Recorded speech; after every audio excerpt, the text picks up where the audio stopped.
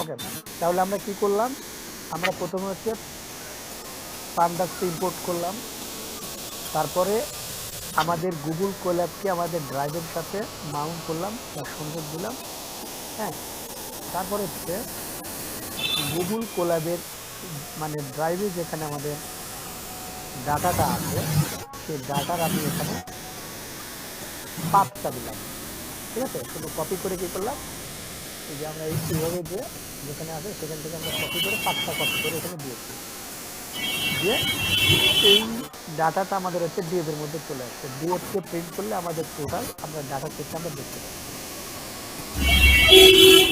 ভাইয়া ইয়েটা sound of করে দিও, হ্যাঁ, জি।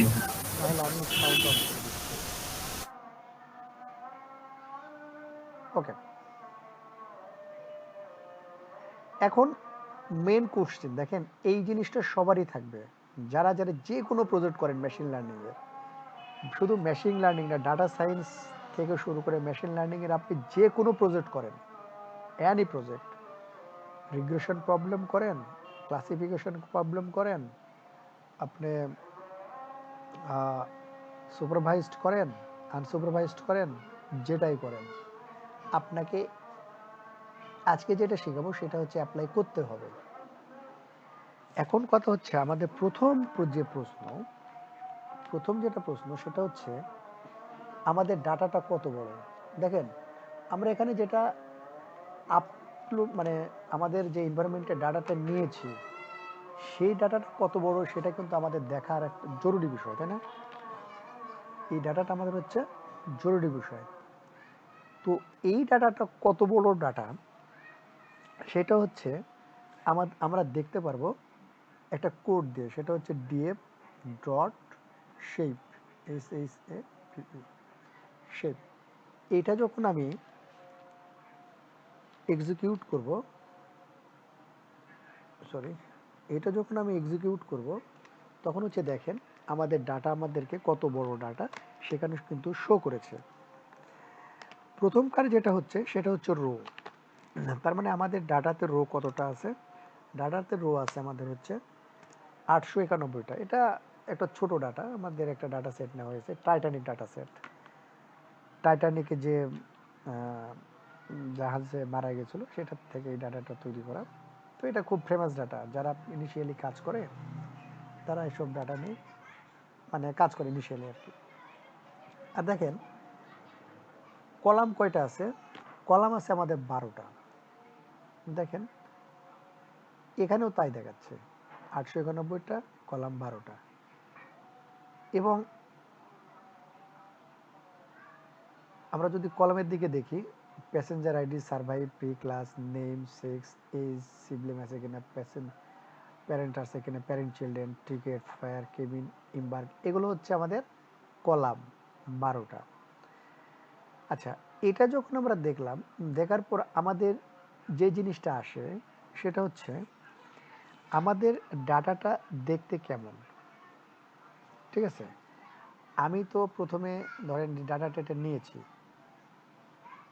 ডাটাটা আমি শো করেছি, ঠিক আছে, এখানে এই ডাটাটা আমি শো করেছি। আমি যদি এই ডাটাটা এখানে শো না করতাম, ধরেন আমি এখানে ডিএফ দিলাম না, ডিএফটা দিলাম না, আমি রান করলাম, চলে গেল, ডিএফটা দিলাম না। এখন আসেন যে আমরা কিভাবে ডাটা নিয়ে কাজ করি। প্রথমে আমাদের দেখতে হবে যে ডাটাটা কেমন বড়, সেটা আমরা এইভাবে দেখতে পেলাম। তারপরে আমরা যেটা করব সেটা হচ্ছে ডাটাটা দেখতে কেমন, সেটা হচ্ছে ডিএফ ডট আমরা দিব হচ্ছে হেড, HEAD, হেড। ওকে, হেড দিলাম। এখন হেড দিলে কি হবে, প্রথম 5টা ডাটা দেখাবে আমাদের। দেখেন আমি যদি এটা রান করি, আমাদের প্রথম 5টা ডাটা দেখাবে, 1 2 3 4।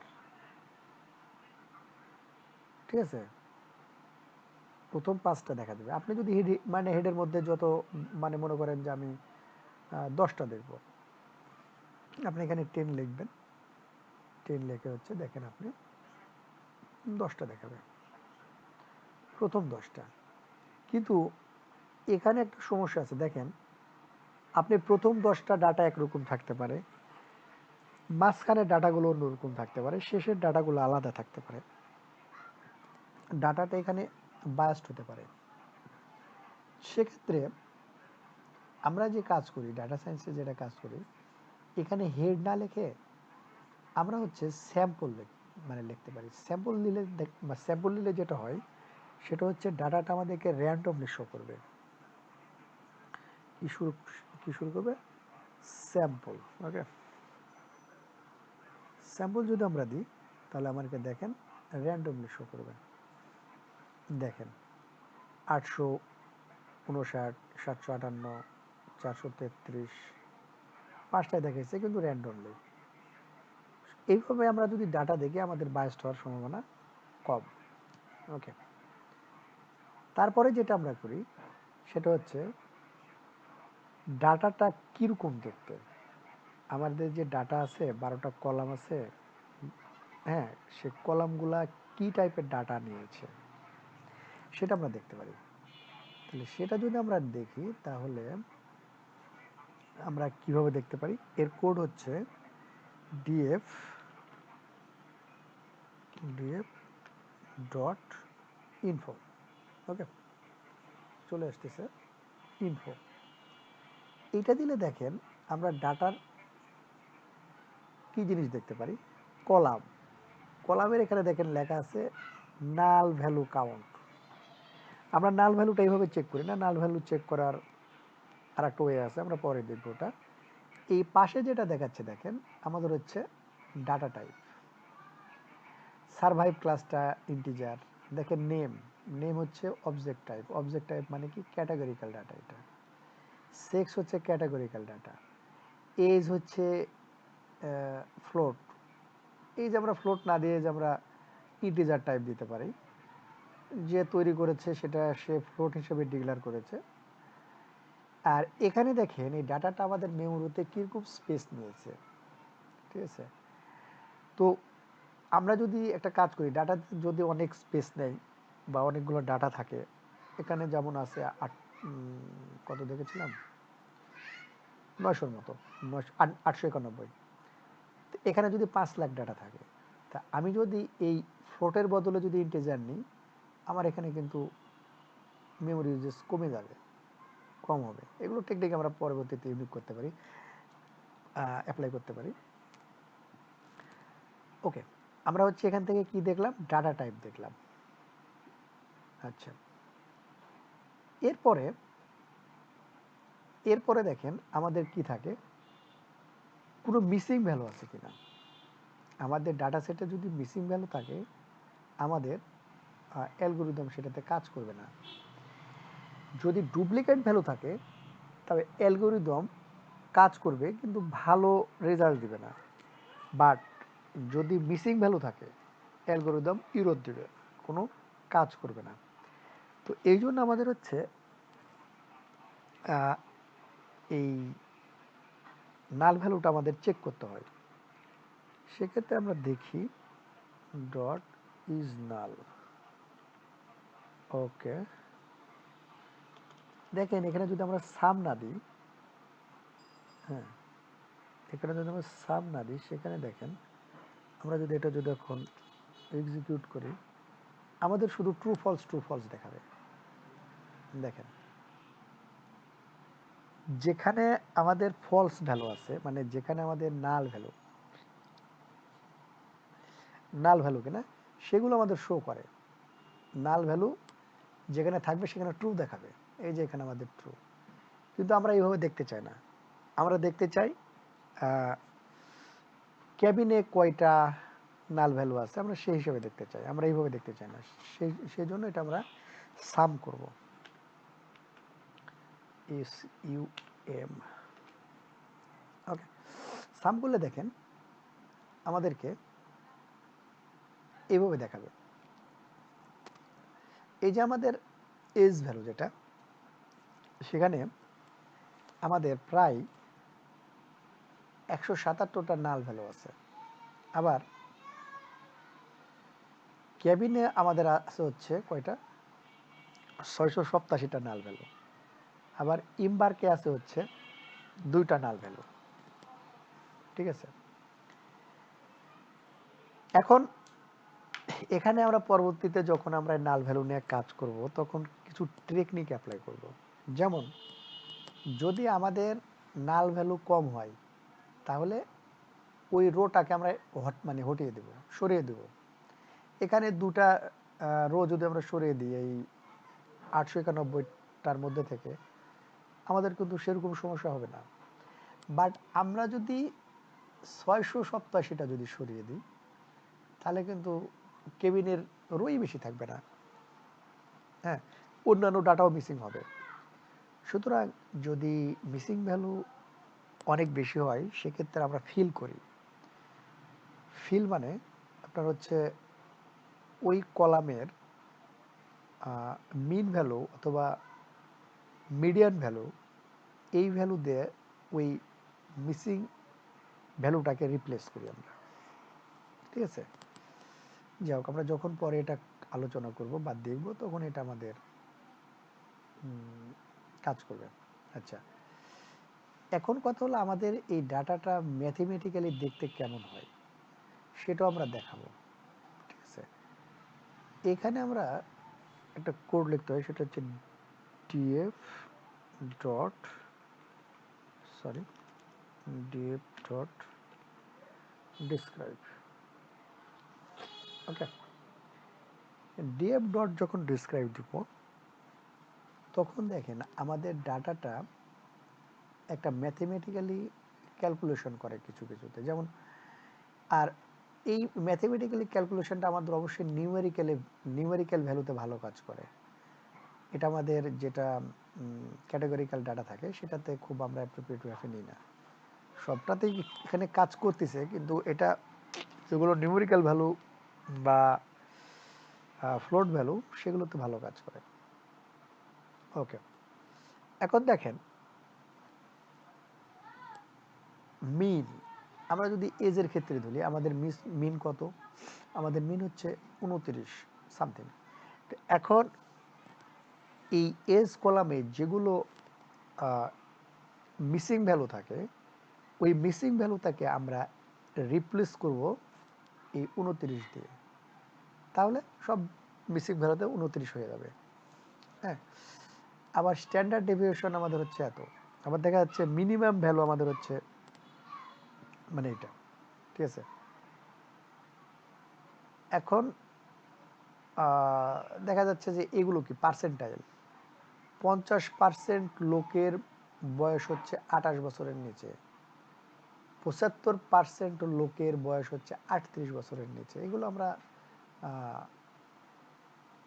এগুলো মানে এগুলো ভ্যালু দেখলে মানে জাস্ট আমরা একটা ধারণা নিতে পারি যে আমাদের ডাটাটা কীরকম। যেমন ম্যাক্সিমাম বয়স ছিল কত? 80। ঠিক আছে, ওকে, এই যে দেখেন আমরা যেটা একটু আগে বললাম ডুপ্লিকেট ভ্যালু, এই ডুপ্লিকেট ভ্যালু আমাদের চেক করতে হবে, কারণ ডুপ্লিকেট ভ্যালুটা থাকলে যদিও মেশিন লার্নিং মডেল কাজ করে কিন্তু পারফরমেন্স খুব পোর করে, মানে পারফরমেন্সটা খুব ভালো দেয় না। সেই জন্য আমাদের হচ্ছে এটা রিমুভ করতে হয়। ওকে, দেখেন আমাদের এখানে কোনো হচ্ছে ইয়া নাই, ডুপ্লিকেট ভ্যালু 0। ওকে, ডুপ্লিকেট ভ্যালু নাই নাই। এখন আমরা যেটা দেখব সেটা হচ্ছে বিভিন্ন কলামের মধ্যে কোরিলেশন। এটাকে আমরা দেখে নিই, তারপরে মানে এক্সপ্লেন করছি। সেটা হচ্ছে এটার কোডিংটা হচ্ছে df ডট সি ও ডবল আর সার্ভাইভ। ওকে,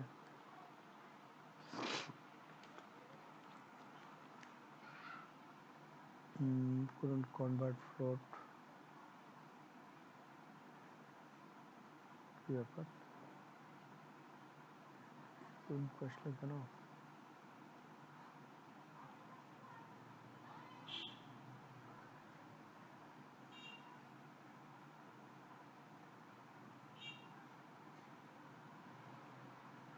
আচ্ছা, আমরা এটা বাদ দিই।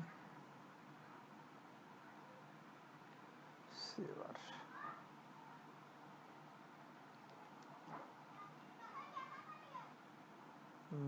ডাটাতে মনে হয় সমস্যা আছে।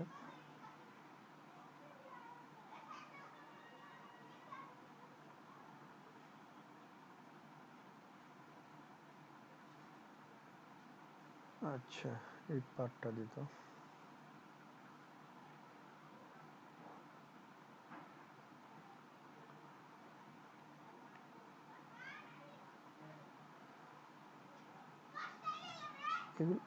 কোরিলেশন করার আগে ডাটাগুলোকে ভালো করে ক্লিন করে নিলে এটার ভালো ইয়ে আছে, ফল পাওয়া যায়। আমরা ডাটার কোনো ক্লিন করিনি তো, এই জন্য সমস্যাটা আসতেছে। না, একই সমস্যা আসতেছে।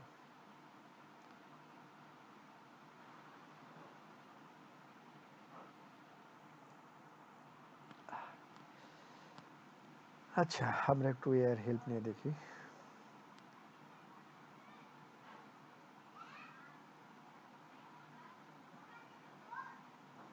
আচ্ছা, এটা এখন থাক, দরকার নাই।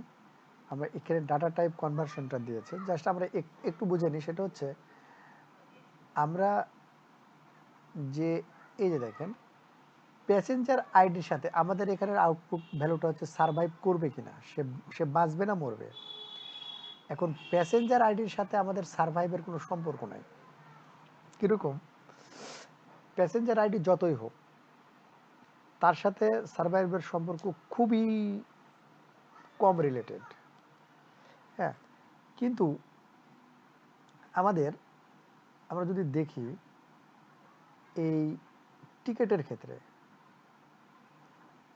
ক্ষেত্রে বা ফেয়ারের ক্ষেত্রে, ফেয়ার নাই, টিকিট ফেয়ার যেটা হোক, ফেয়ারের ক্ষেত্রে যদি আমরা দেখি, সেক্ষেত্রে এই যে ফেয়ারের ক্ষেত্রে, এই ফেয়ারের সাথে আমাদের সারভাইভের একটা ভালো সম্পর্ক আছে। কারণ যার টিকিটের যত দাম ভাড়া, তারা কিন্তু বেশি বেসিস, মানে তারা কিন্তু মানে বেঁচে গেছে বেশি, তারা সারভাইভ করেছে বেশি, স্ট্রং রিলেশন। আবার একটা যদি বেশি হয় আর একটা যদি কম হয়, কমে যায়, সেক্ষেত্রে সেটা ইনভার্সলি প্রপোর্শন হয়ে যায়, মানে ইনভার্সলি কোরিলেশন হয়ে যায়। হ্যাঁ, এটা আমরা যদি আমরা যে ডাটা নিয়ে কাজ করবো, ওটা ক্লিন করার পর যখন আমরা কাজ করব, তখন এই জিনিসটা আমরা বুঝতে পারবো। বা এই এই জিনিসটার গ্রাফ একটা আমাদের পেপারেও দিতে হয়। ঠিক আছে, যাই হোক। আতিক ভাই,